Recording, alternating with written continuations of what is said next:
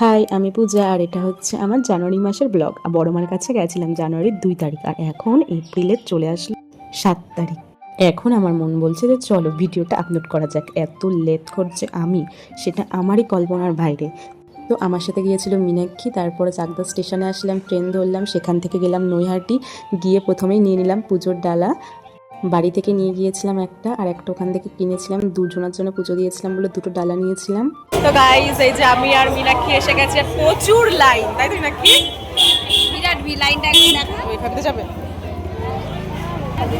মানে গলির ভেতরে ঢুকে গেছি। ওই যে লাস্ট, বাকি হয়ে গেছে। হ্যাঁ এই মেয়েগুলো ঢুকে যাচ্ছে কেন? পরের বার এসে লাইন রাখবি তো তোরা। গিয়ে দেখি যে কি লাইন, মানে লাইনই শেষ হচ্ছে না। যতই হাঁটি ততই দেখি ব্যাগের পর ব্যাগ লাইন দিয়েই রয়েছে মানুষজন। প্রায় 1.5-2 ঘন্টা দাঁড়ানোর পর মন্দিরের সামনে আসি। অনেক দিন ধরে ভাবছিলাম পুজো দেবো, একবার এসে ঘুরেও গেছি কিন্তু পুজো দিতে পারিনি। তো আজকে সেই দিনটা এসে গেছে যে মায়ের কাছে পুজো দেবো। তারপর এত লাইন দাঁড়ানোর পর ভেতরে ঢুকলাম আমি মীনাক্ষী। তারপর তো ভেতরে ঢুকলাম, ভেতরে আবার হাফ ঘন্টা মতন দাঁড়িয়ে তখনই বড় মার সামনে গেলাম। 5 মিনিটেই বার করে দিল। 2-2.5 ঘন্টা দাঁড়িয়ে 2 মিনিটেই বার করে দিল। শুধু বড় মার মুখটা দেখেই শান্তি মিলল।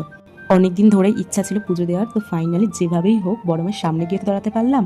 আর অনেক কিছু ভেবে গেছিলাম যেগুলো বড় মাকে বলবো, কিন্তু কিছুই বলার সুযোগ পেলাম না। ওনার মুখের দিকে তাকিয়েই সব চাপা ভুলে গেছিলাম। উনি তো সবই জানে, মায়ের কাছে নতুন করে আর কী বা বলবো। তো শেষমেশ পুজো দেওয়া কমপ্লিট হলো।